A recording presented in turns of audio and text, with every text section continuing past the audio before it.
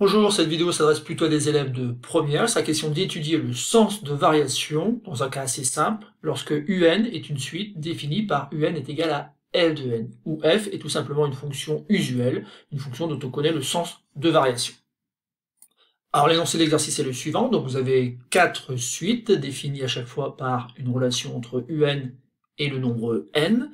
Donc la première par exemple, UN est égal à moins 5n plus 2, la suivante, UN est égal à racine carrée de n, ou encore UN est égal à n au cube, UN est égal à 6n au carré moins 2n facteur de 3n plus 1. Donc il s'agit ici d'étudier donc le sens de variation de chacune de ces suites. Et pour cela, on va faire référence donc à la variation d'une fonction f qui sert à construire donc chacune des suites. Donc vous la cherchez un petit peu, par contre vous allez devoir bien sûr vous rappeler des sens de variation des fonctions usuelles que vous avez vues en classe de seconde. Je vous conseille donc maintenant d'appuyer sur pause et d'écrire donc UN égale f de n et d'utiliser donc les variations de la fonction f. Et donc avant de passer à la correction de cet exercice, rappelons donc la propriété dont on a besoin pour faire cet exercice, soit f une fonction définie sur 0 inclus plus l'infini, et UN la suite définie sur n par UN est égal à f de n. Et bien on sait que si f est strictement croissante donc sur les valeurs positives, c'est-à-dire de 0 inclus jusqu'à plus l'infini, alors la suite UN logiquement est strictement croissante. Et bien sûr si f est strictement décroissante sur cet intervalle-là, il en va de même de la suite UN. Alors rapidement, juste pour illustrer donc cette propriété, donc dans le premier cas ici, donc on a clairement une fonction qui graphiquement semble être croissante. Donc si on sait qu'elle est croissante de 0 à plus l'infini, bon, il est assez évident que les images de 0 ici, qui vaut 0, puis l'image de 1, puis l'image de 2, puis l'image de 3, 4, 5, etc. Vous voyez bien qu'en fait, ces nombres-là, qui représentent en fait les premiers termes de la suite UN, sont bien rangés du plus petit vers le plus grand. En effet, U0 est plus petit que U1, etc. C'est assez logique, puisqu'en fait, ici, on utilise finalement le résultat sur les variations donc de la fonction. Il en va de même ici, même si, en fait, ici, on a une fonction qui n'est pas tout le temps décroissante. Ce qui nous intéresse, en fait, c'est simplement le fait qu'elle soit décroissante sur 0 plus l'infini. Et donc ici, on va pouvoir en déduire, si on a un résultat donc qui dit que la fonction est décroissante, que c'est logiquement donc la suite ici, elle aussi est décroissante, dans le sens où U0 est plus grand que U1, qui est lui-même plus grand que U2, qui est lui-même plus grand que U3, etc. Donc voilà donc pour la propriété. Néanmoins, je ne vais pas terminer ce petit rappel de cours en expliquant aussi que ça marche dans un sens, mais ça ne marche pas dans l'autre sens. En effet, on peut très bien avoir une suite strictement croissante, donc il suffit simplement de positionner des points qui représentent donc des termes de plus en plus grands, donc comme ceci par exemple, voilà, donc je représente les premiers termes, et en fait cette suite-là peut très bien être de la forme UN égale f de n, mais avec une fonction f qui n'est pas forcément strictement croissante. C'est assez facile, il suffit simplement de représenter tout et n'importe quoi, hop, par exemple quelque chose comme ça, hop, et peut-être quelque chose comme ça. Donc ici, bien sûr, j'ai représenté une fonction qui n'est ni croissante ni décroissante, donc encore une fois, donc la proposition réciproque ici est fausse. C'est pas parce que UN est strictement croissante et que UN s'écrit f de n que la fonction f, elle, est strictement croissante pour l'intervalle 0 plus infini. Donc voilà pour ce contre-exemple. Maintenant, concentrons-nous sur l'exercice. Donc au petit a, donc UN est égal à moins 5n plus 2.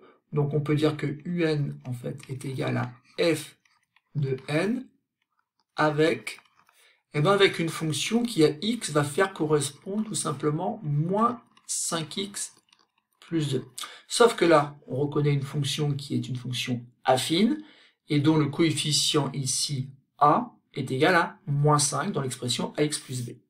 Alors on rappelle que ce moins 5 là n'est rien d'autre que le coefficient directeur de la droite qui représente donc cette fonction affine. Et ce coefficient directeur, il est négatif, ça veut dire tout simplement, d'après un résultat de la classe de seconde, que la fonction f est strictement décroissante sur R tout entier, et donc a fortiori sur l'intervalle 0 exclu plus l'infini. Et la propriété nous dit donc que la suite UN est elle aussi strictement décroissante. Donc vous voyez, c'est pas très compliqué, on va faire la même chose donc pour la suite UN au petit b. Cette fois-ci, clairement, UN est égal donc à f de n, avec cette fois-ci f, une fonction que l'on connaît puisque c'est la fonction racine carrée, et vous devez savoir que la fonction racine carrée est strictement croissante sur 0 plus l'infini. En effet, vous devez savoir donc l'allure de la courbe, qui est une branche de parabole finalement, et donc ici vous voyez bien que la fonction est strictement croissante, du moins c'est un résultat de courbe qu'il faut absolument connaître. Passons maintenant au petit c. Une nouvelle fois, encore dans cet exercice, on peut écrire que un est égal à f de n, avec une fonction f dont on connaît le sens de variation, puisqu'ici c'est la fonction cube. Et vous devez savoir donc que la fonction cube est strictement croissante sur 0 plus l'infini. En réalité, elle est même strictement croissante sur R tout entier. En effet, l'allure de la courbe qui représente donc la fonction cube est donnée par la courbe que je représentais ici en vert. Donc vous voyez bien ici qu'on a une fonction qui est strictement croissante sur R tout entier. Et en fait, c'est un résultat de courbe que vous devez là aussi donc connaître. Et enfin, petit d, donc on a une suite un définie par 6n au carré moins 2n facteur de 3n plus 1. Bon, dans l'idée de l'exercice ici, il s'agit tout simplement de voir si on ne peut pas écrire un est égal à f de n avec une fonction f dont on connaîtrait le sens de variation. Bon, dans un premier temps ici, la bonne idée, bien sûr, c'est de développer cette expression afin de se ramener à quelque chose peut-être de plus simple. Et donc, on développe sans se tromper, donc 6n au carré, je conserve, moins 2n multiplié par 3n, ça fait moins 6n au carré.